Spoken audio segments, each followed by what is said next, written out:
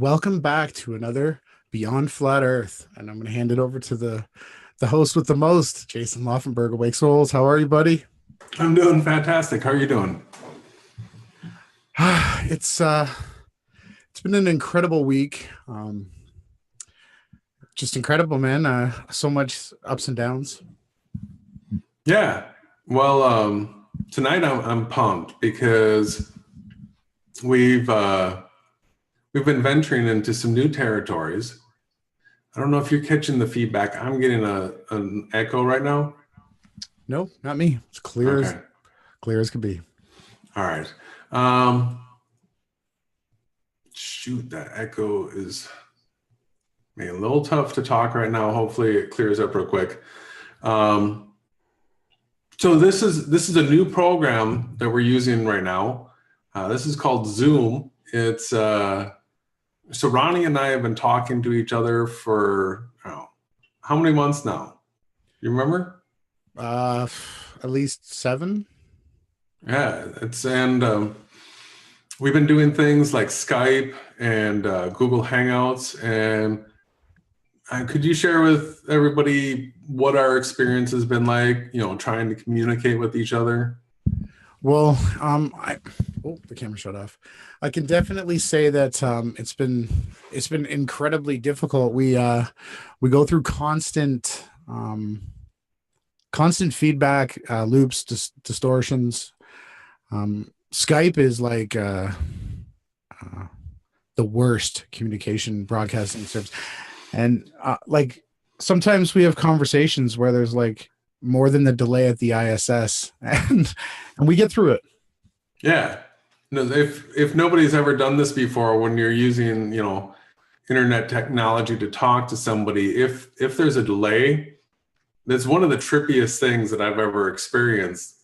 When something that you're saying comes back to you like 20, 30 seconds later, it can really throw you for a loop. But so this is something new. You came across this, and we are giving it a whirl. This is the best thing that we've seen so far, right? Oh, by far. It's incredible. There's like there's pretty much no distortion, no delay. The screen share is great. We've got some new tools for the more observational techie type people at home. We've got so we get some annotation tools that we get to use. We're going to be able to play the audio from the clips that we're sharing. If there's audio presented, you see that? Once we get lighting set up correctly for Ronnie, he can virtually place himself anywhere. I can do that too. There's a lot of bells and whistles with this, and I plan on using this, dialing it in. I know you do too. I just want to say that anybody that wants to reach out to us, since we're giving up on Skype, it's a disaster, and I guess we get to give up on Google Hangouts too, because we were getting sniped there. Out of all the Google Hangouts that go on in the world, you and we get sniped. What is nobody else? No, I know that there's like, the Globebusters will say that they were too, but yeah, so we're getting trolled by the high ups. And so this Zoom here, I'm going to be able to give out people. You can find me. My name on here is Jason Laufenberg. If you want to communicate with me, I want to do it through Zoom with you. It's similar to Skype, but way better. We can share files. We can share images. We can transfer stuff. We can screen share. We've got all these things within the program. We can highlight things and move cursors around. And we're into education and trying to find the truth. And so these are the tools that they're using, in webinars and that kind of stuff. So. Totally. But we are still just learning it, and it's very, very fresh, and we're doing this really on the fly. you know. It totally is. And, it's really enjoyable to be able to, learn together. I don't know why the lighting was so bad. It was so good earlier, but it's just a stumbling block. But like Jason was saying, please, this is about a community and being together. So if you can reach out, always do. If you have questions, we have had a lot of really good comments lately, Jay. I don't know how's your commenting section been with your videos. I'm shocked. Well, so I've got that new channel, which is titled Jason Laufenberg, where I'm video blogging. So it's a flat earth video blog. And, so I just went through a number of videos where I do a brief overview of my past, from birth till now. It's done in 3 videos, a 10-minute, 11-minute, and 12-minute video. So I really do whiz through it pretty quick. You're doing it too. We're doing this vlogging thing. We're reaching out. We're trying to connect with people, and so I am getting comments from people that are much more personal now, and I'm thinking of ways. I'm working on ways. I'm trying to create ways to make it easier and have more of it. So I want to reach out and talk to as many people as possible. In this Zoom, we can do large conferences. We can there's ways to dial in. We can do in upcoming episodes of Beyond Flat Earth. We can take callers, and I want to answer questions live on air to the best that I can. So I'm not going to go out there and give answers about stuff I don't have knowledge on, but if it's something that I've worked on before, yeah, let's get the conversation going. Let's really start interacting with each other. Oh, that's weird. Yeah. The people at home can't. They can see it. Sorry. That's all right. So we were saying, like, beforehand with tonight, we started a conversation. How long ago did we start talking about an alternative energy thing? Yeah, that was one of my first flat Earth video. Was actually flat Earth and free energy. I'll pull it up. I'll let you. 1 second. I'm gonna pull it up. Yeah. You're hilarious, man. Entering globe. So basically, okay, it is working on a live feed. Hey everyone. 1 second. I'm just going back to it because sorry, I forgot the mic again. Sorry everyone. Just going back to the video because it was one of the first videos that I wanted to be a part of was the flat Earth and the free energy. I thought they went hand in hand. Take it away for a sec, Jay. 1 sec. Okay.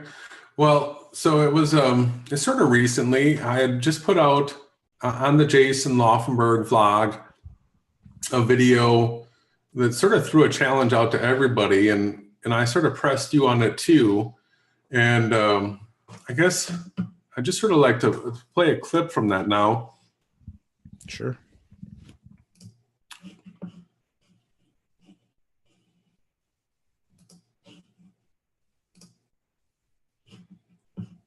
Okay, where did it go? Here we go.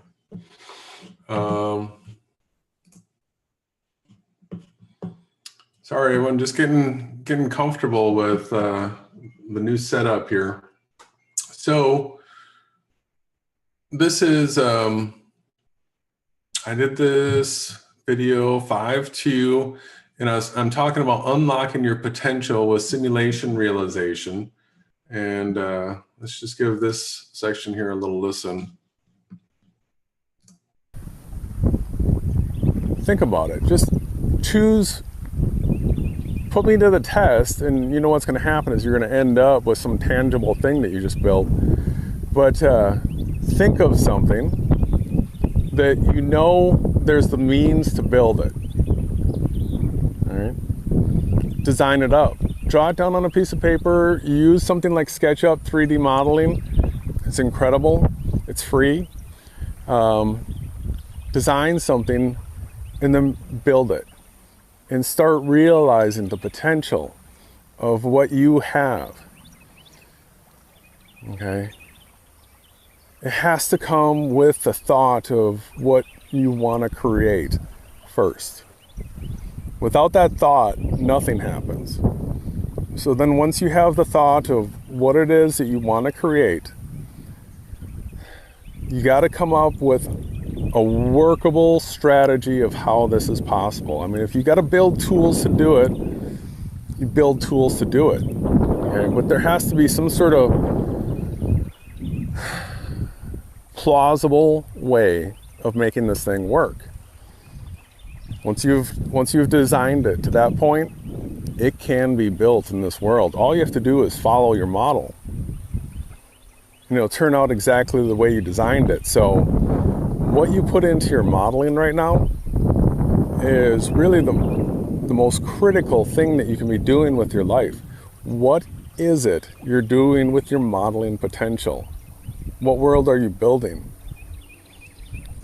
All right. That was the point that I wanted to just get out there, that, you know, we had talked about this, and then I asked you, what is it, what's like the number one thing that you would like to build in this world that you think is possible for us to build, right?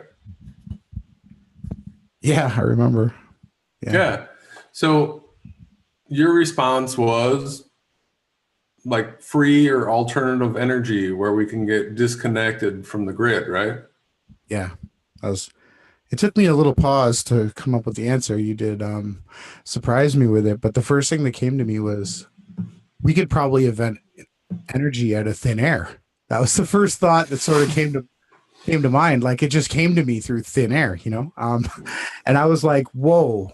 And you really, it was profound the way, because it was a rainy day. You know, I was doing work and doing things here and there. And then you just, bam, you hit me with that question. And it almost felt like it was really possible, even though I had no idea what path we were going to take. Mm-hmm. So at first it started with the thought of what it is that you want to create, but it has to be something that you think has, like, there are the tangible means of making it come about. And so with free energy, you were there already. You felt that it was something that's a potential that can be realized, right? Yeah. So, I mean, you mentioned it, and I'm like, okay, well, I just put this video out there, and people are watching it. And so, you know, these are sort of big words. We can create whatever we want, right? As long as there's, you know, some sort of, you can come up with a tangible idea of how to do it. So you say free energy, and we start talking, and just like you just said, like the thought of free energy just came to you. The tangible means of how to do this came to me the same way, just like out of nowhere. And so I guess I might go off on a little bit of a rant here. Not a rant, but I sort of want to let everybody know why, or it's Yahweh Shai, that all this comes from the Holy Spirit, when we have to give credit where credit is absolutely due. But there is, from my life history, you know, information that was in my memory database, my memory banks, that was the means by which this answer came to me.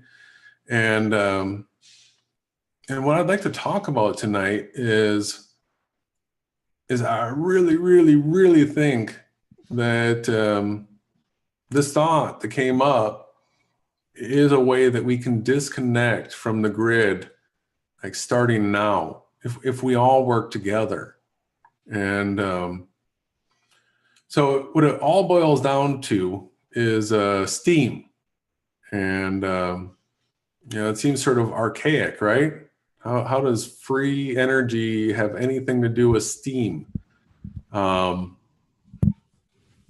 know, I had been thinking along the lines of sort of like atmospheric energy collectors and stuff like that, but I don't have the schooling to set up the equipment to be able to try to pull energy from the atmosphere. And I know it'd take me a long time, and I don't know, I haven't started doing it, so chances are that is not a good road for me to pursue.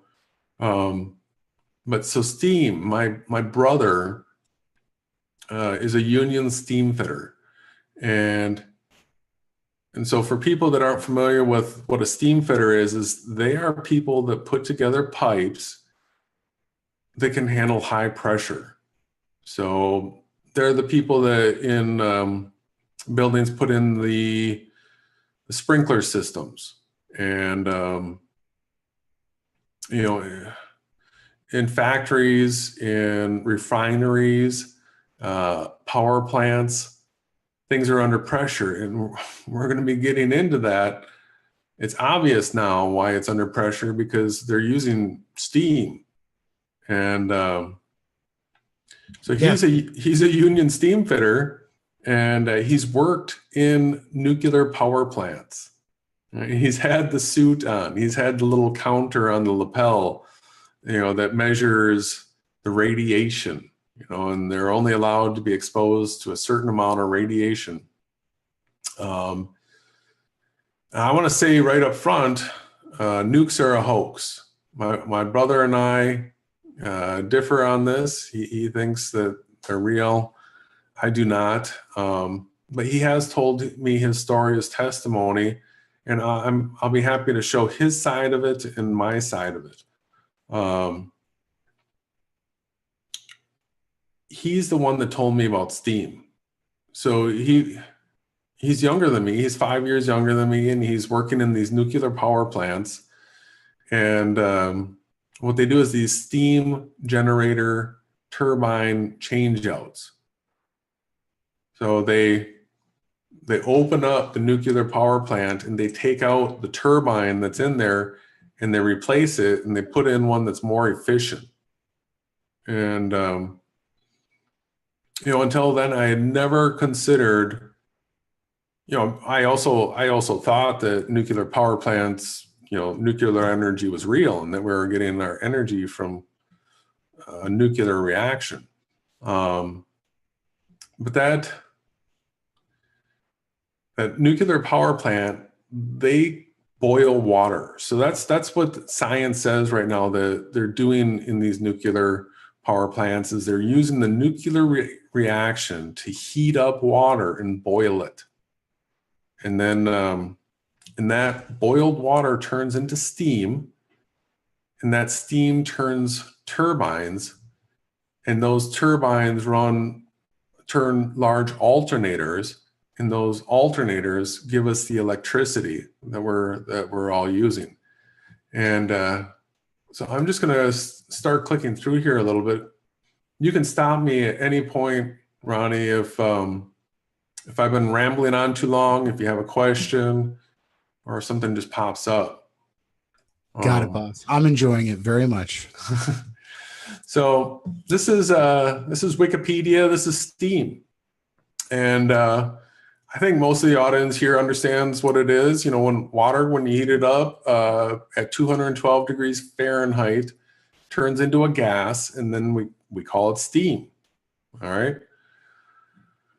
They use this big phrase here, the enthalpy of vaporization. This basically means the boiling point, or the amount of heat that it takes, like here, the 212, to get to the boiling point to turn water to steam, is the energy required to turn water into the gaseous form when it increases in volume by 1,700 times at standard temperature and pressure.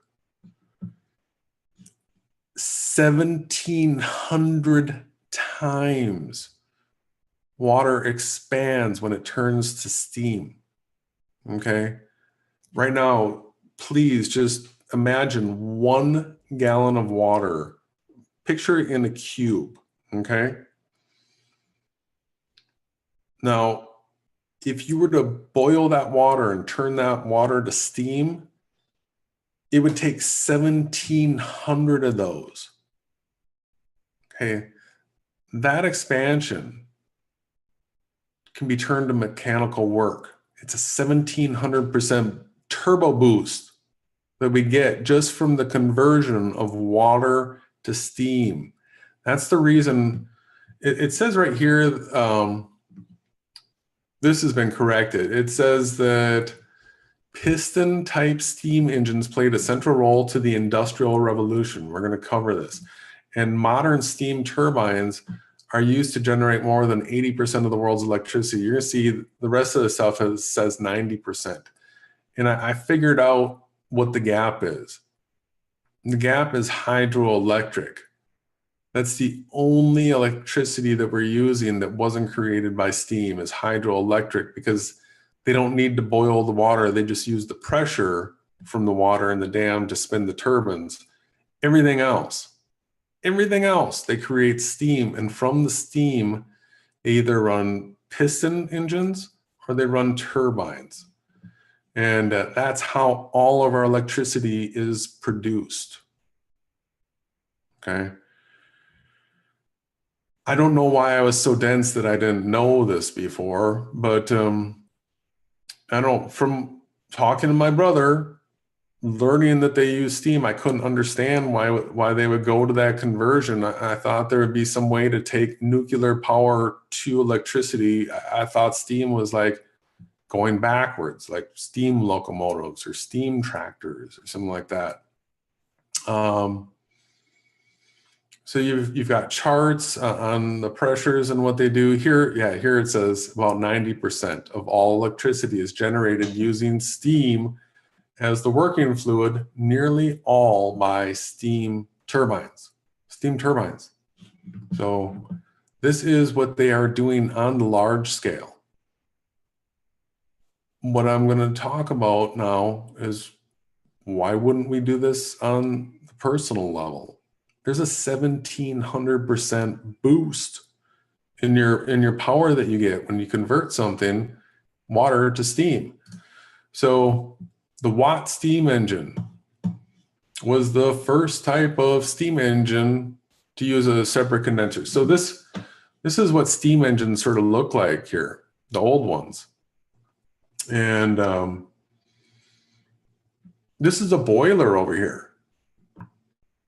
When I grew up in Wisconsin, we went from a oil burning heating system to a wood heating system. So I had to stoke the fire and carry the wood down into the basement, and we did get a natural gas backup in case we didn't keep the fire going.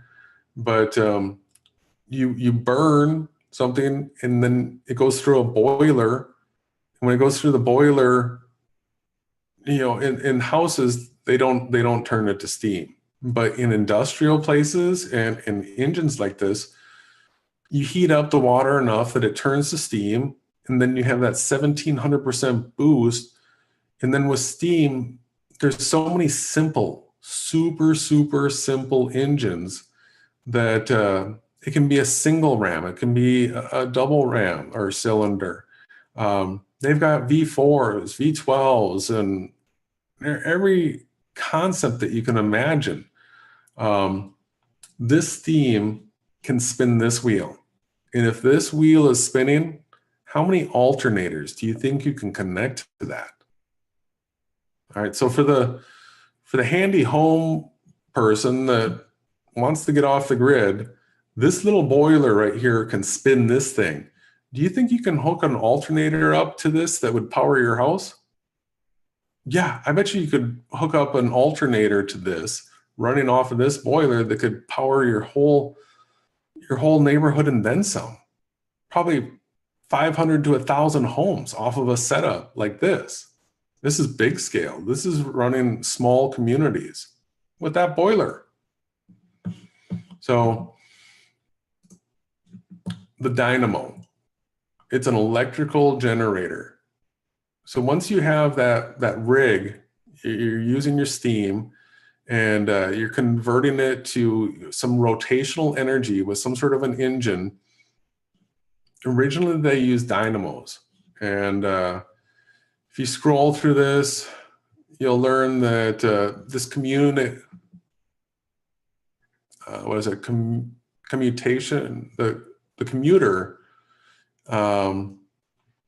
this is, the dynamo produces direct current, but I guess design-wise, they have sort of problems with these commuters.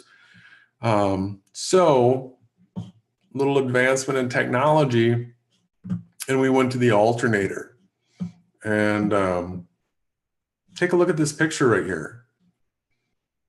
These are alternators, early 20th century alternator.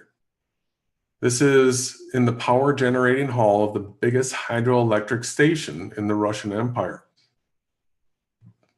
So this gets spun by the pressure of the water in a hydroelectric dam. But in all of the other power producing plants, they use steam to spin these things. And keep going here. They've made let's go to the Titanic. So steam power, using heat, boiling water, turning it to steam, running it through pumps. These are how the big ships were built. And they say that the horsepower was 50,000 horsepower. Now, from the research that I've been doing when it comes to steam horsepower and the horsepower that we're familiar with, not everything lines up. So there's different ways of measuring it. But what I've been finding is that the torque that steam engines have is unbelievable, absolutely off the chart. It's torque that you can use to turn big flywheels and to be able to spin huge alternators. And it doesn't take huge engines, you know. Yeah, sure, the Titanic was big, but it had two. If you look at this layout, they had all these boilers here producing the steam, but they only had two engines that were using that steam. And this is what the boilers looked like on the ship. So they stoked these with coal and heated it up, and they had furnace doors on either side. So they'd stoke it. They had this combustion chamber.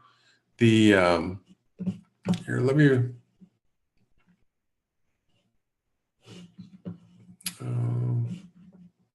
I was going to try to bring up that pointer, but I don't see it right now. The heat goes up through tubes in water, and then it produces steam. That steam expands 1,700% from its water state. So it creates pressure in pipes. And we'll get to some diagrams down here. It's really interesting. They show these layouts as far as the coal and where it was positioned and how they did this. This is some working diagrams of the engines that shows they were using high pressure steam going into a first cylinder. And then they were taking the reduced pressure of that, running it into another cylinder. And they were using the reduced pressure of that going into another cylinder. And then that lower pressure that was coming off of these two engines, they were putting it through a turbine, and then through the turbine they were extracting more energy, and then as it was getting lower and lower in pressure, then they would run it through condensers, turn it back to water, and the water feeds back into the system, through the boilers again. But it's the steam that drove the pistons that spun 3 huge propellers and turned on all the lights on the ship. And it actually has a refrigeration system too. This is how their refrigerators worked. So this is heating and cooling, power generation, moving of water. Steam did all that work.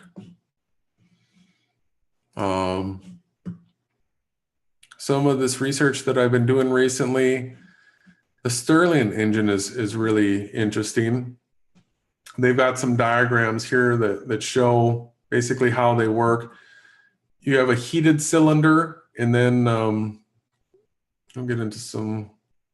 So this is what a Stirling engine looks like here. I'm going to show you some videos of how these things work real quick. This is a closed system. Really, really interesting technology. So believe it or not, what I'm promoting here is us going back to steam power. And so what I'm envisioning is back at the early part of the Industrial Revolution. I want to show you how they were doing things. And for people that are interested in disconnecting from this satanic world, the rat race, unplugging, getting away from all that, I know my goal is to be out in the country, be able to produce my own energy, be able to maintain just a happy, comfortable lifestyle. I want to do things like cut my own wood. I want to split it. I want to stoke a furnace, and I want to make my own electricity, and I want to have fun using all that energy to do other, it can pump the water from the well. It can give you hot water. It's really unlimited, but you don't have to burn wood either. In fact, you can burn anything that burns for a system like this to work. So not just wood, it can be household refuse, it can be animal manure. Actually burns amazing. So you can burn the manure. If you can burn it, you can produce electricity with it. So let me just show you a little bit of this. I'm just going to sort of click through, and let me make this large, and I'll click through. So he's stoking the fire. He gets the fire going. This is a machine shop. So you can see over on the right hand side here where that boiler is, and this right here is the engine. So once the boiler is up and boiling and producing steam, the steam is piped over here. I mean, look at this piping. I do this kind of piping all the time. This is galvanized piping. This is the piston. This is a single action piston. Now this flywheel has got some decent weight to it, but let's just let this run for a second here so you get a feel of what a steam-powered, piston-driven engine looks like. Power in the shop. Running here. Let's find a place where it's running. So so here's the tools in the shop. And you can see that there's all these belts. And those belts go up to, I think he's going to get the shop going here in just a second.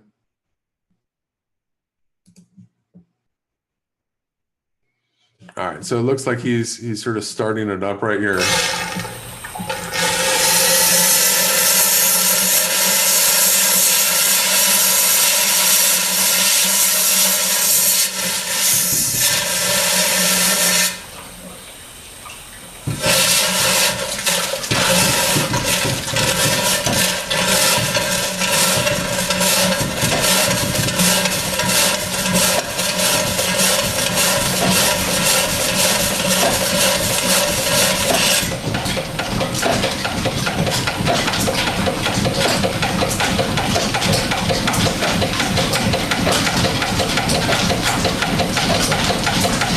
So that is a steam engine running there.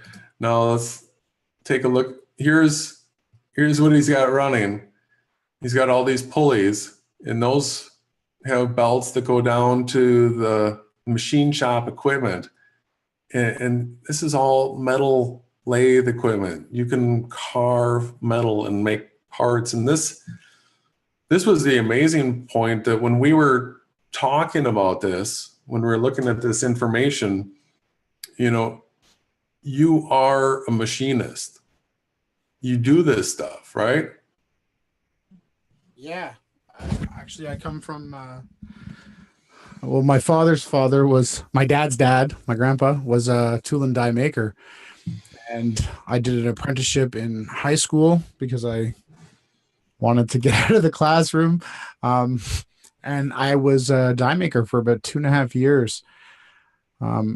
And you know, it's so easy and simple, this whole process. So the pulleys and the belts and these, you know, this is basic threaded rods, nuts and bolts and wheels and welding.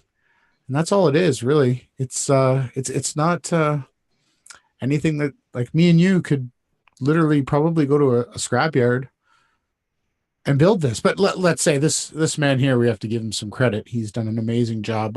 I just don't understand why he stopped at powering his shop. I'd be powering the whole house. Yeah, so that is the thing. This is how our electricity is made, by spinning alternators. That's how our electricity is made, by spinning alternators. So every single one of these belts could be going to a super big alternator. All right, there is so much power just in that one little wood furnace, in that one little steam engine driving all this stuff. Just imagine the alternators you could be spinning with it. There's no doubt in my mind that each one of these belts right here could be spinning an alternator that would produce 10,000 watts. Okay, so I mean, you can create kilowatt. You can create, with scaling, we can create megawatt. That's what the big guys have done. This is all that it takes. And we'll get into other ways that we can. So this is a call out to everyone to get your brains spinning and start thinking about what steam can do. It expands 1,700%. And watch this guy machine metal with it. And then think about how many alternators you could get this to spin.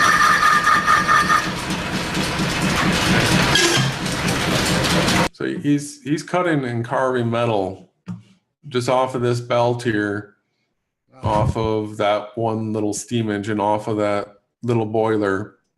And in some of his other videos, it's funny, like, he'll be stoking the fire in the morning, getting ready, running, you know, to run his equipment. And it'll be like a limb that came out of a tree instead of like nice cut firewood. He's like, ooh, this wood stinks. And it's just a limb that came out of a tree in the front yard, and that's how he can run his shop. It's amazing. So let's keep going here. Let me make this a little bit larger so that people can see it. So here's an interesting article. Backwoods Home Magazine. Is steam power in your future? This is back in 1997. And here's an example of a little steam engine. The research that I've been doing, you mostly find toys. It's really hard to find the big steam equipment, or even, yeah, there is no, it's toys, or it's hard to find. But it is actually stuff that we can make. We can make it ourselves. So boats, yeah, steam powered boats, very popular thing. A lot of hobbyists into that.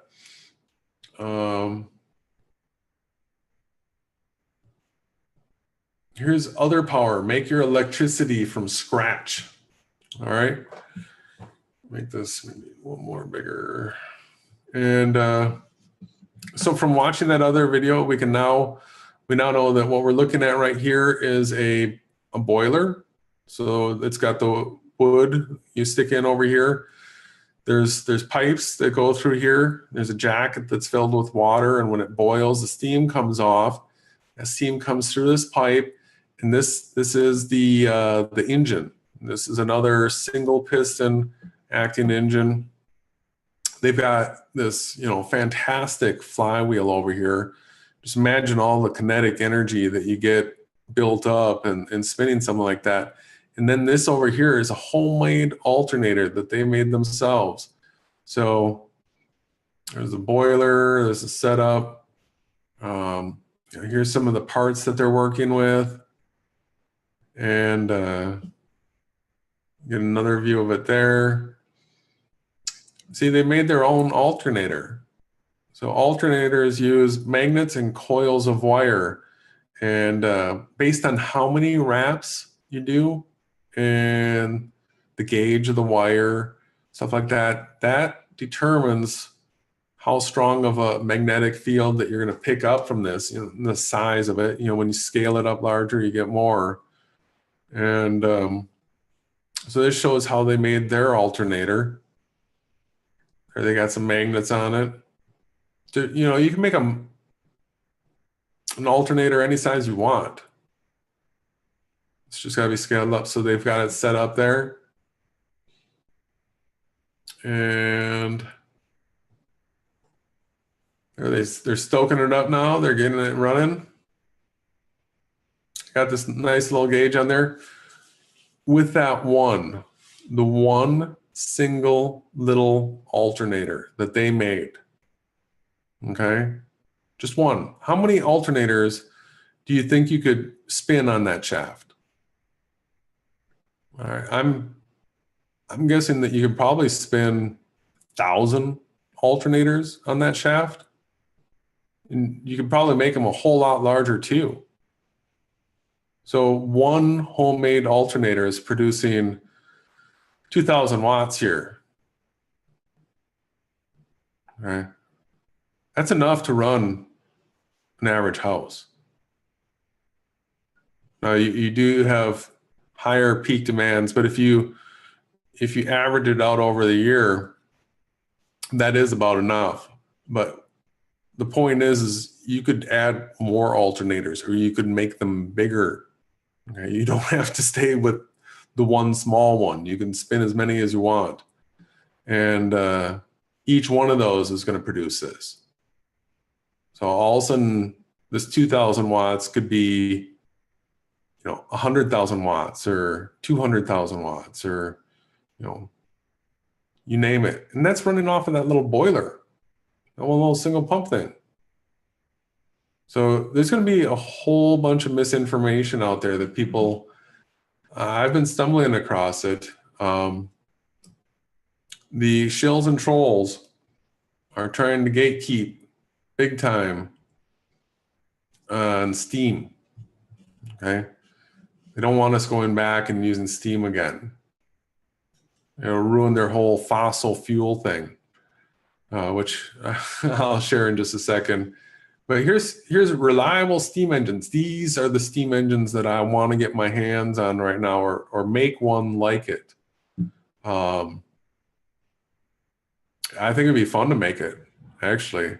But if we could find a cheap one too, this is how we start demonstrating the power and the potential, and actually doing the engineering, figuring out, you know, all right, how big do we want to make this? How much power do we want to produce, type things. But yeah, this 4 horsepower, 5 horsepower, 6 horsepower, 7 horsepower. You know, you get into the V4, single acting. Look, this bottom one here is a 200 horsepower, 4 single acting.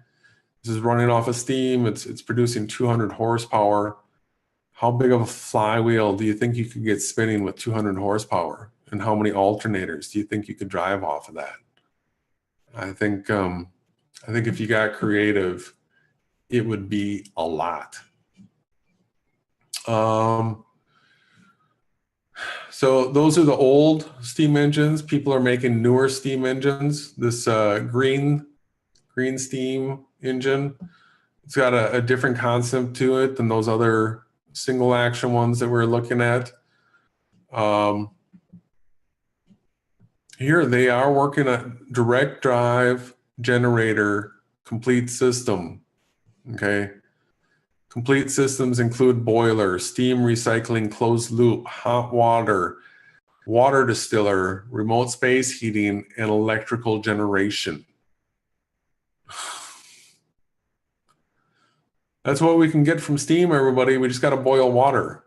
So boiler, steam recycling, closed loop, hot water. You get hot water from it. You can get a water distiller from it. Remote space heating and electrical generation. It does all of that. So I'm just going to give you a peek of what this thing looks like when it runs. It's got a different action to it. So those of you out there that are creative, you can take the steam and run it through a cylinder and do all different things. They've got a car alternator, you know, mounted. You know, some sort of just regular car or marine alternator sitting there on the side. We're running it no problem. In fact, I'm guessing that you could run a much larger alternator, and that they're probably super underselling the potential of this.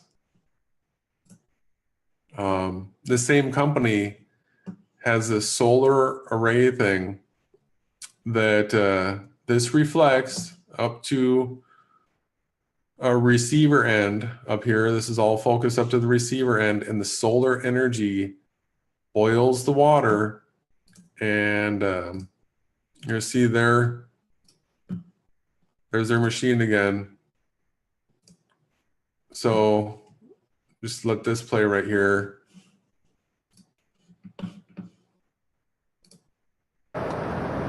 So you don't have to burn something. You can use the sun to boil the water as well.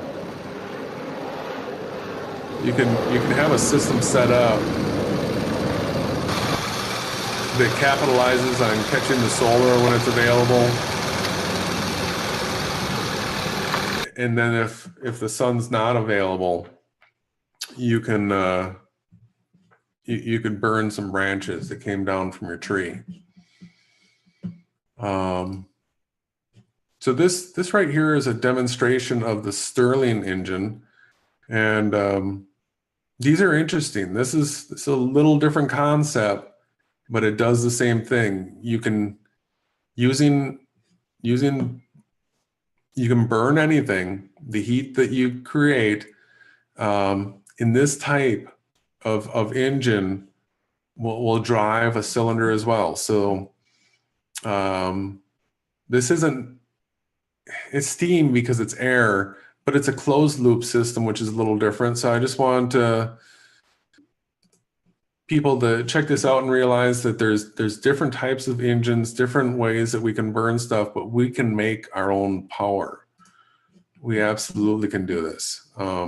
Ronnie's a machinist. Translate I'm it a back into welder. cool air.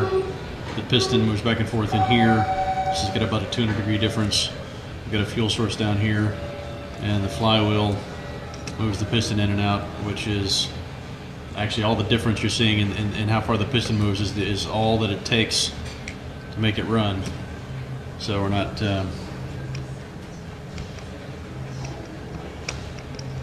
and that this back here is, because you can see it pretty well, is part of a heat collection system that pulls heat out of there and pumps it back in. So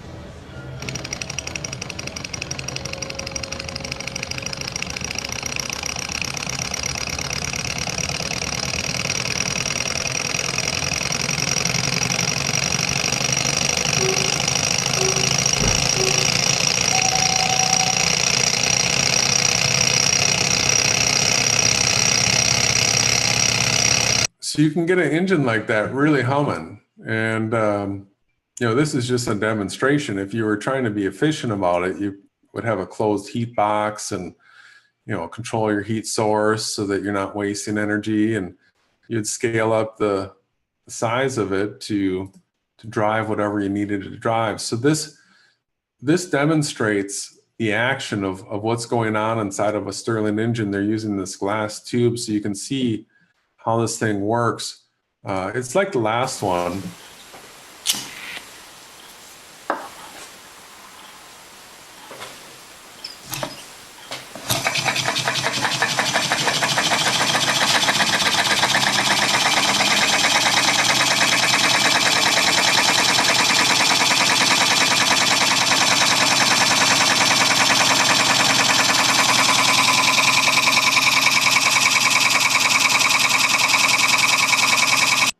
So this, let's see here, he shows, there's the action.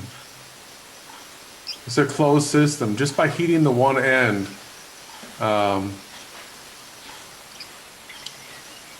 this will,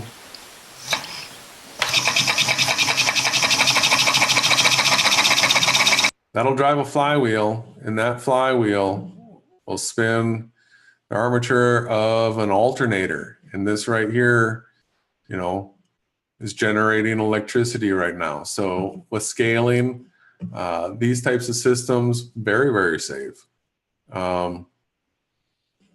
Really interesting things that can be done with the Stirling engine.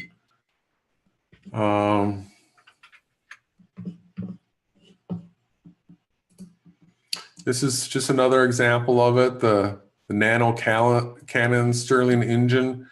This is interesting. This is a Kickstarter. And look at how beautiful this thing is. Got this nice little engine like this. Well, from what I understand, the Kickstarter is so that you can purchase these things. All right, but we're selling toys. They're selling toys. Are they even mentioning anywhere on the website what is the purpose of this model, please? No, I don't think they educate you on that. It just looks cool, right? So it's a demonstration that engine can run off of heated thin air. Yes, that it is a demonstration of that, but they don't tell you that you could actually power your house, your neighborhood, or a ship, or a car, or a locomotive with that technology. They do not mention that. It's incredible, honestly.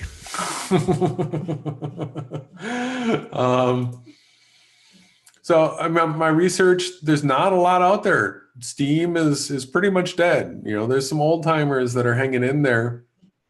Kimmel Steam Power. I've only clicked on a couple of these links. So this is what people that like to build stuff, you know, people that are machinists and people that are mechanics and people that know how to weld. These are projects that they've made. And so the Green Monster was put together by Howard Langdon. He used to drag he used to drag race Corvettes and Chrysler Hemis and beat them. Rumors are that this car went 130 miles per hour on the back roads. Wow. Yeah. And he put logs in it. Yeah. Yeah. It's incredible. So cars, I mean, that's the thing. As I've been looking at this, why wouldn't you want to go convert to steam?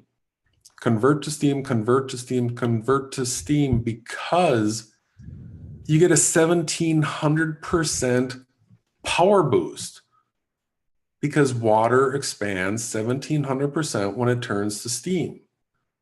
It's all power boost. So an internal combustion car, you're taking the fuel and you're burning it, and from that, the burning, the explosion, you're driving, you're creating the mechanical energy to turn your wheels.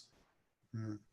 If instead the fuel that you had in your gas tank, you ran it to like a Bunsen burner type thing, and that Bunsen burner heated up a chamber, a boiler that boiled water, you get a 1700% boost to your energy, to your BTUs, to the heat, the energy that you were burning from the fuel that you have in your tank. You get a 1700% boost by converting to steam.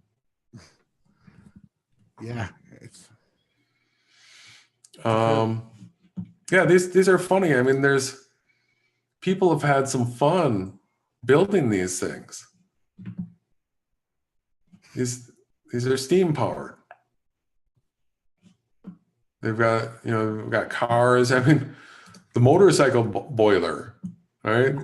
Guy made a motorcycle with a steam boiler on it.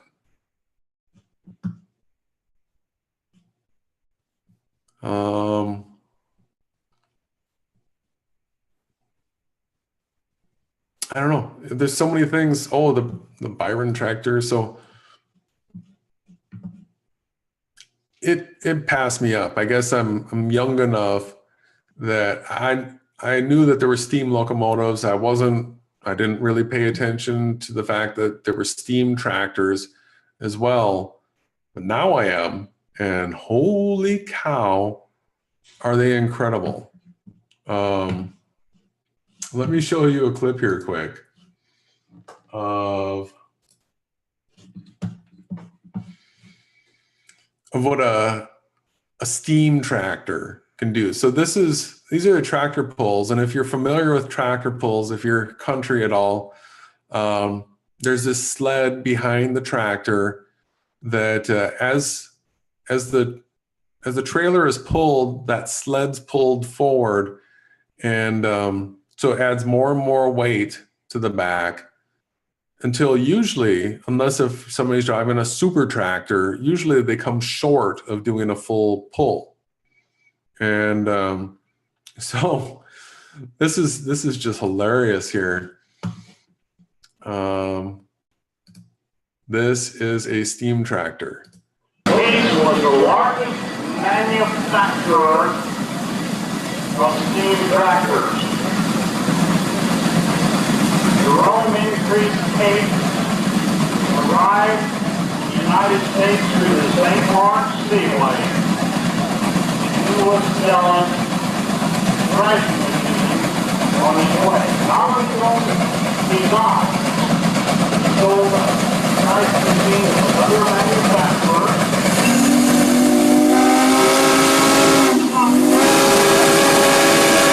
Somebody to start manufacturing his own.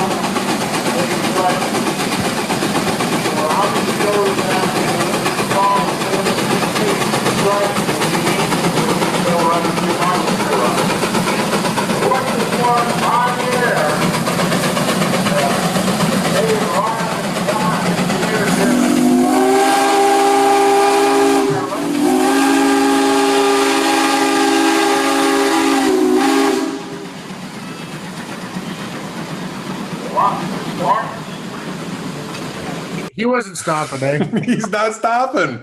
The weight went all the way up on the sled, and it didn't even phase that thing whatsoever. And that steam engine is rated 110 horsepower.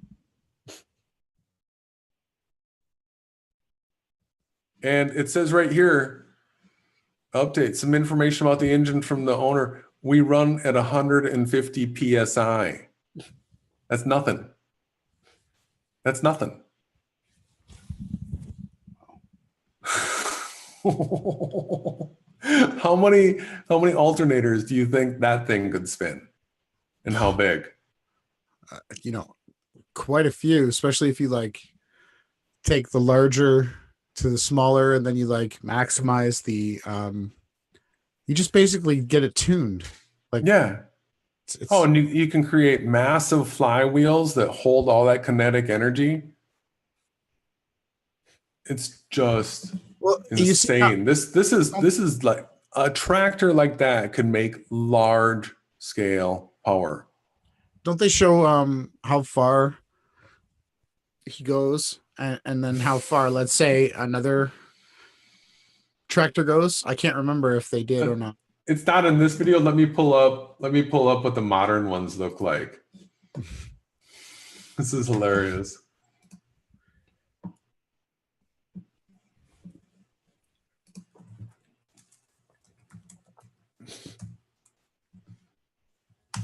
I've been to quite a few. Oh. They're fun tractor truck pulls. I've been to a few. I prefer drag racing, personally, over any other motor vehicle sport combined. So as quick as you can go from here to there, that's what a race should be, in my opinion. But there's no need to turn left 4,000 times. There's no need to like try and drift. It's how fast can you get from this point on Earth to that point on Earth? That to me is, or how much can you pull from this part of the Earth to this part of the Earth? That's another equal event. All right, so this thing looks crazy, right?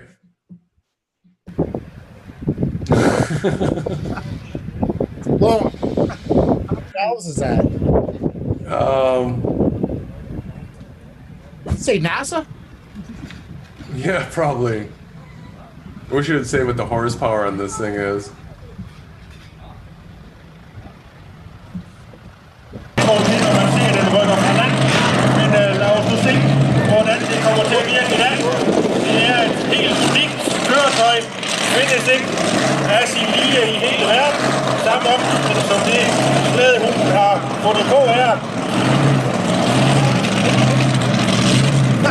Get out of the way!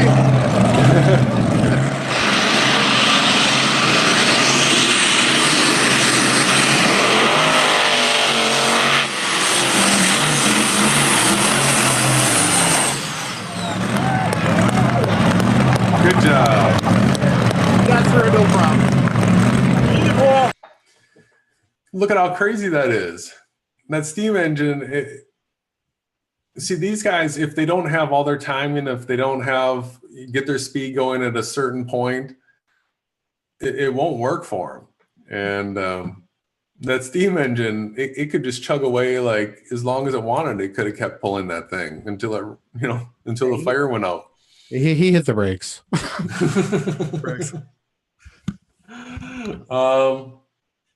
So I guess I want to do a little bit of warning to people right now. When you start looking into steam as a viable way to get yourself disconnected from the satanic world, it's not in harmony with the New World Order's agenda, okay? The information that you're going to initially find is going to try to steer you away from it. You got to fight through it. You got to have eyes of discernment, and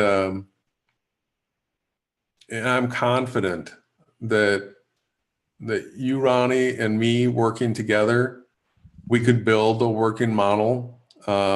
If we had help from others, I think it would turn out a whole lot better. But this is not. So most people, when they have these types of like revelations, epiphanies type stuff, they want to monetize it somehow. You know, they want to get the patent on it, and they want to get all the rights, and they want to fight over how much they're going to be able to keep to themselves. And not me, not you. No, we just want to see it work. Well, actually, I just want to start making some power. I can use it right here, right now. Right now, yeah. I got lots of wood outside, brother. And you know what? The trees are renewable. Well, actually, you know, trees, anything that grows is renewable. Anything that has a seed is renewable. The cow manure, man, you can burn it. So yeah, get this. Not only the cow manure, but the trees. You burn them, you grow more trees. Yeah. And well, everything basically is the smoke and the exhaust that comes from burning the trees feeds the plants that you replant. It's like a completely symbiotic, renewable, free, worldwide energy that's here right now, right here, right now. Yeah. So if you follow the current headlines, you know, the carbon tax is in the headlines right now. Al Gore's $15 trillion proposal for the global tax. But when you this article here is sort of an anti-Gore article, but when you read through it, the whole article, Al Gore has been demonizing fossil fuels. All right. Fossil fuels do not exist. They're not fossils because dinosaurs did not exist. Dinosaurs are a hoax. Fossil fuels are a hoax. We don't really know what that oil stuff is in the ground. It's a bio something. It seems like the way the earth works, it filters things out at different layers. And apparently at some layer it makes oil, but it's not fossil fuels. It's not a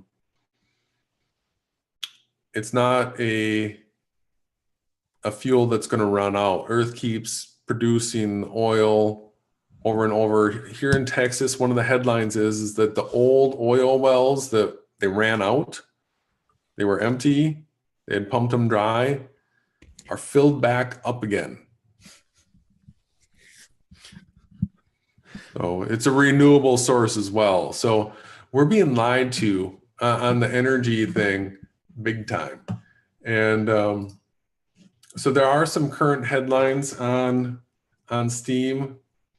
This was in 2014. The Segway inventor Dean Kamen thinks his new Stirling engine. We went through the Stirling engine, how those works. They're a closed system, will get you off the grid for under 10K.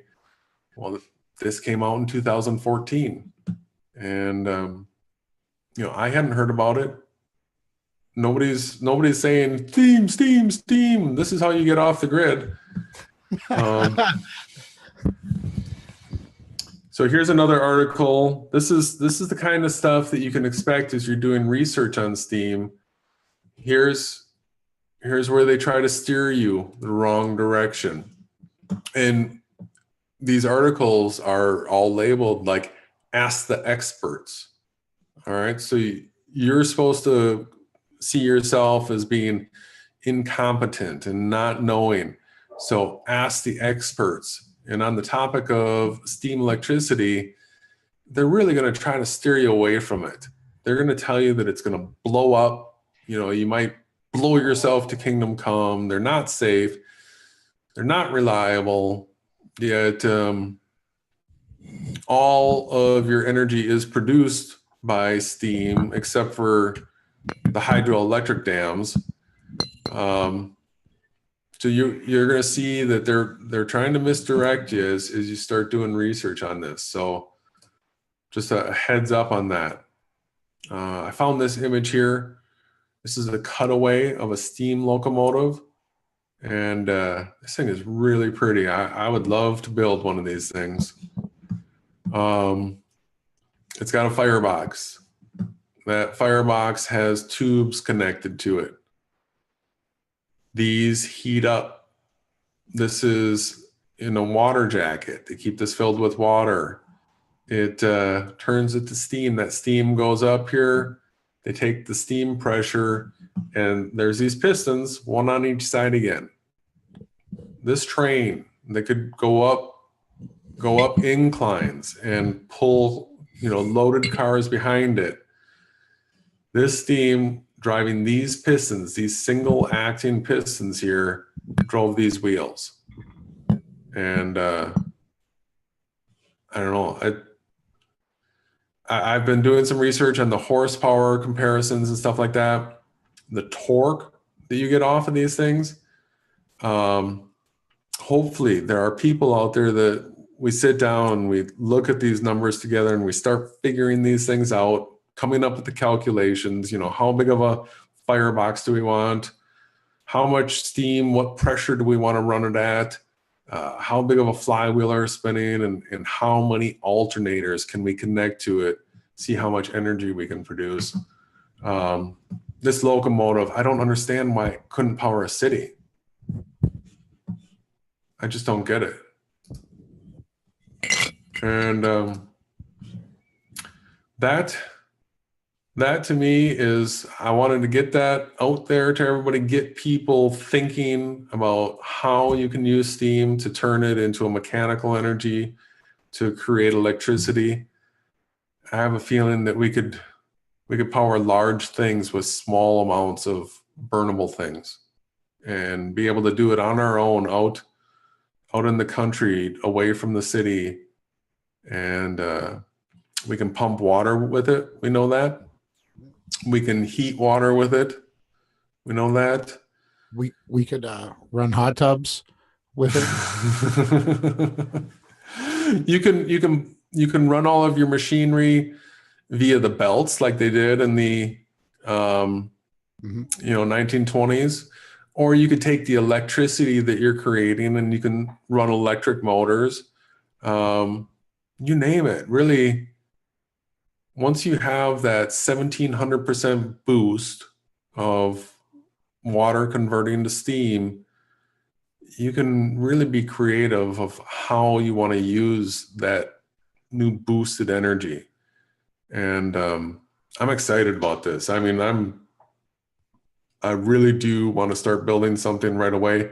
You set up your Patreon account already. I still got to get mine set up. We've got our vlogging channels. Yours, Ronnie Harris, me, Jason Laufenberg. We're vlogging, flat earth vloggers. We're always beyond flat earth, always.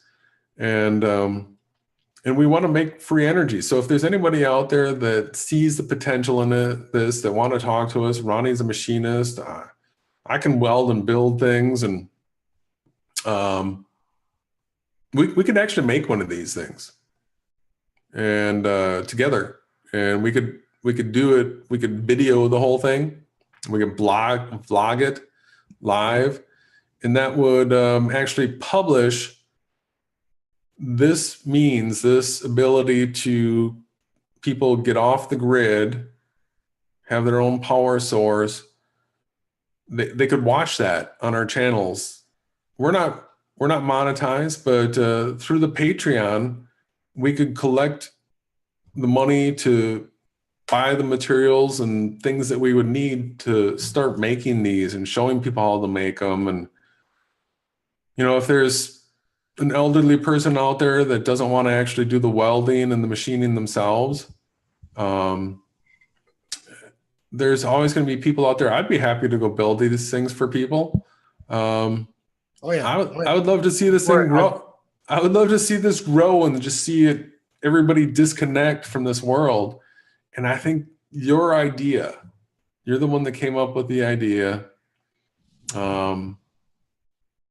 I do think it is the right thing to focus our energy and attention into right now. And I do put it at the top of the priority list for how we use our modeling and rendering capabilities in this world. without a doubt, without a doubt. So I guess that's it for Steam tonight. I know you had some stuff that you wanted to share, so I will take a break from speaking. No, it's been great. I've really enjoyed the presentation and just the thought process that gets involved with putting these things together, with going beyond flat Earth, and we are going to do that. That's without a doubt. Trying to think here. Like I could, it's interesting to think like how far the road really has come, and how far we have, like, so mechanically thinking, all we'd have to do really is basically just start building them. I don't know if they're gonna, what type of problems do you think we're gonna run into when trying to build a concept here? Problems. Well, the big fear monger thing is that you're going to build something that's going to explode, right? It's going to blow up. Yeah. So my recommendation is that whatever we build, we put maybe more than one pressure valve. Let's do 2 or 3 or 4. Well, I got another really good idea too. We encase it with concrete. Yeah. And once you run it, you shut the door.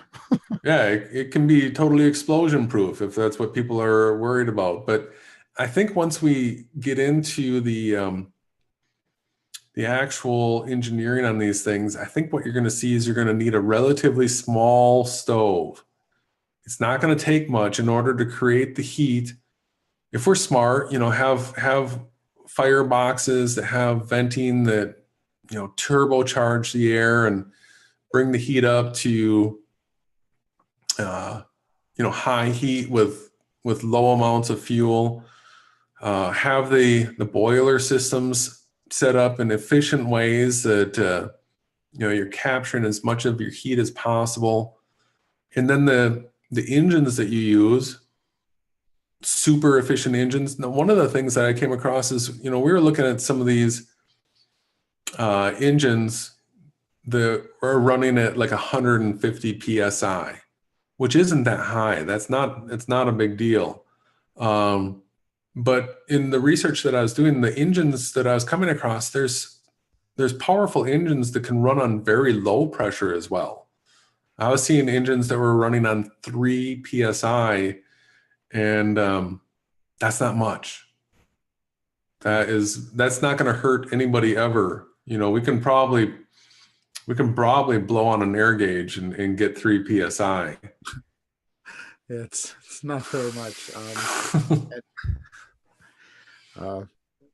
It's going to be interesting seeing what we get, because I know there's quite a few diversified listeners that do mechanically build things, and hopefully this dawns on them that, hey, it's a pretty easy solution to the New World Order chaos hydroelectric scam. That's how they're making their electricity, is with steam. They're running it through turbines, steam turbines. Steam, that was the first thing that came up. So there's turbine engines, there's the piston engines. It's 2017. We've got 3D modeling. We've got software we can run simulations. I don't understand why we can't model this up using simulation data, design models, and some of this stuff can probably be 3D printed, but the machines, CNC machines these days, will go right from your 3D model that you make in software. It'll print it exactly. So that's how the simulation works. Once you can model it up and you have a tangible, viable, means of making something work, it just comes into being in this world. We can make this happen, and we can do it on YouTube. We can do it, free, and the information can go viral everywhere. Sorry. Yeah, no, it's going to. I believe it's already well on its way, especially with that presentation that you just provided. There's really no denying what the future holds. It's just incredible that we're going back, well over 100 years. I know, but why wouldn't you take the 1700% boost? Yeah, no, it's just common sense. Like, not only the amount of thrust that you could spin all the turbo. Well, it's already what they're doing. So, steam, we need to do it. The power plants showed up on the Google search. I was like, oh, interesting. And then you see the smokestacks that come out of the plants. They're just steam. The power places around here, it's steam coming out. That's because they're using steam to run their generator or their alternators.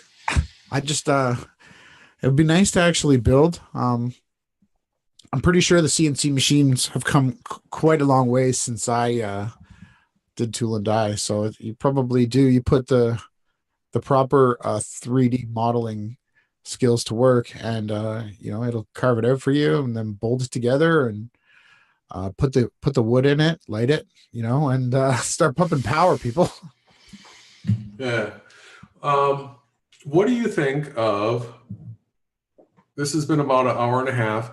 What do you think about wrapping up tonight with just the steam thing? I know you had some stuff presented, and then maybe ready to present, but then maybe like you and I, either tomorrow or the next day or whatever, we'll pump out another show, but leave the whole energy thing sort of just wrapped up in one Sounds package. Good.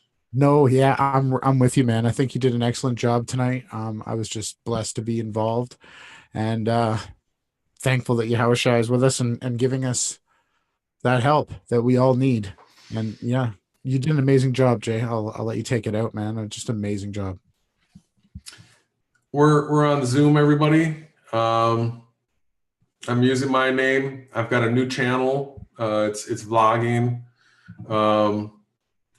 Please subscribe to these things. These are where I'm able to get my message out. I can record, I can publish, I can get it out quick. In this new video, I do ask people, ask me questions in the comments that you want to hear vlog answers to. And then when I'm out vlogging, I will try to put that answer into the vlog content. So just trying to be smart about how we communicate with each other, get connected, get to know each other, work together for finding the truth. So Ronnie, please tell us what you're doing, what we need to check out. And thank you so much for your help, brother. Yeah, no, it was wonderful. Thank you too.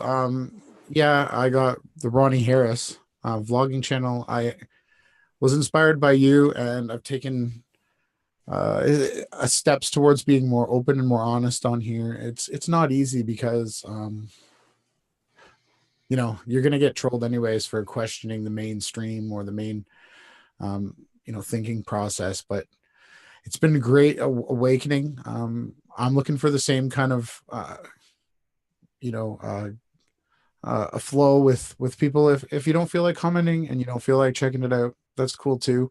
Same with the Patreon. I'm not asking for money. I'm just saying, if somebody wants to put a project into work or be involved in something, they can support the program that way, just like I will if I can, which I probably will be able to. And we could get some awesome experiments going on. We could build this Stirling powered, the Laufenberger. We were coining the first model is going to be Laufenberger, and we're going to get power out of it. It's really simple. It is simple. So thank you, everyone. And this is Beyond Flat Earth, getting off the grid. We'll talk to you soon. We've got a lot more.